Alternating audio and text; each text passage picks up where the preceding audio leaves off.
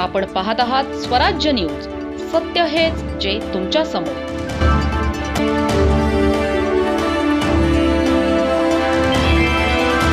धुळे जिल्ह्यातील शाळा आणि महाविद्यालय परिसरात विक्री होणाऱ्या तथाकथित एनर्जी ड्रिंक्स विरोधात आता धुळे आणि उद्धव बाळासाहेब ठाकरे शिवसेना गटाच्या वतीने अन्न व औषध प्रशासन विभागाकडे या पेयांवर कायमस्वरूपी बंदी घालण्याची मागणी करण्यात आली आहे.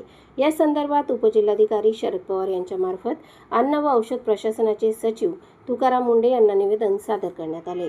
विद्यार्थ्यांमध्ये लोकप्रिय होत असलेल्या काही एनर्जी ड्रिंक्समध्ये कॅफेनचे प्रमाण अधिक असल्याने निद्रानाश, उच्च रक्तदाब, चिडचिड, लठ्ठपणा तसेच मेंदू आणि किडनीवर गंभीर परिणाम होण्याचा धोका असल्याचा मुद्दा निवेदनात उपस्थित करण्यात आला आहे. शाळा आणि महाविद्यालयांच्या परिसरात अशा पेयांची सहज उपलब्धता विद्यार्थ्यांच्या आरोग्यासाठी धोकादायक ठरत असल्याने त्यांच्या विक्रीवर तातडीने बंदी घालावी अशी मागणी करण्यात आली आहे. तसेच तत्कालीन अन्न व औषध प्रशासन मंत्री धर्मराज आबा आत्राम यांनी दिनांक 12 जुलै 2024 रोजी विधान परिषदेत केलेल्या घोषणेची प्रभावी अंमलबजावणी करण्याची मागणीही करण्यात आली. नियमबाह्य किंवा अप्रमाणित एनर्जी ड्रिंक्स विकणाऱ्या दुकानदारांचे परवाने कायमस्वरूपी रद्द करावेत, संबंधित कंपन्यांना काळ्या यादीत टाकावे आणि विद्यार्थ्यांना भुरळ घालणाऱ्या, दिशाभूल करणाऱ्या जाहिरातींवर कठोर कारवाई करावी अशी मागणी निवेदनातून करण्यात आली आहे. निवेदनाच्या प्रती संबंधित मंत्री, पोलीस प्रशासन आणि विविध विभागांना पाठविण्यात आल्या आहेत.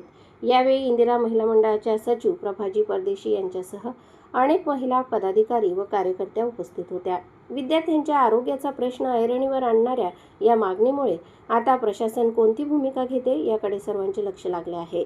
प्रतिनिधी गोकुळ देवरे आणि वृत्तनिवेदिका सीमा पाटीलसह स्वराज्य न्यूज धुळे. तुकारामजी मुंडे साहेब यांना आम्ही आज निवेदन दिलेले आहे की जो एनर्जी ड्रिंक आहे आणि जो धुळे जिल्ह्यासह संपूर्ण शाळे परिसरात जो एनर्जी ड्रिंकचा वापर मोठ्या प्रमाणात होतो, तर ज्या ज्या दुकानावर हे अशा औषध एनर्जी ड्रिंक भेटत असेल त्या सर्व औषध दुकानांवर त्या किराणा दुकान असतील, XYZ जे असेल त्यांच्यावर कारवाई करावी आणि ज्या कंपनीतून येत असेल त्या कंपनी ब्लॅकलिस्टेड तातडीने करण्यात याव्या. कारण की याचे इतके दुष्परिणाम झालेले 12 जुलै 2024 रोजी मंत्री बाबा आत्राम यांनी कायदा काढला होता विधान परिषदेमध्ये की जिथेही अन्न व औषधमध्ये भेसळ होत असेल तर योगायोगाने त्याच्या 2 वर्षानंतर एक असा व्यक्ती आम्हाला भेटलेला आहे की भूतोना भविष्य ज्यांनी अशा पद्धतीने कारवाई केलेली होती. असे तुकाराम मुंडे साहेब आल्यामुळे आम्हाला वाटलं की आता ही कारवाई होईल, म्हणून हे आशयाचे निवेदन आम्ही सर्व इंदिरा महिला मंडळ व उद्धव बाळासाहेब ठाकरेच्या वतीने आम्ही हे निवेदन दिलेलं आहे. आणि आमची मागणी आहे की जे 100 ml जी बाटली असते त्याच्यात 75 ml कॅफेन टाकलेलं असतं. त्याचा मेंदूवर, किडनीवर आणि शरीराच्या विविध भागांमध्ये लठ्ठपणावर, BP वाढण्यामध्ये मोठ्या प्रमाणात वाढ होत असते. आणि आई वडील रक्ताचं पाणी करून पैसा जो कमवतो तो दवाखान्यांमध्ये टाकतो. आमची कुठेतरी आशा जागी झालेली आहे आणि पुन्हा आपल्या चॅनलच्या माध्यमाने आम्ही आदरणीय मुंडे साहेबांना तुकाराम असे प्रकार आढळत असतील त्यांनी तर गुटखाबंदी असेल, भेसळ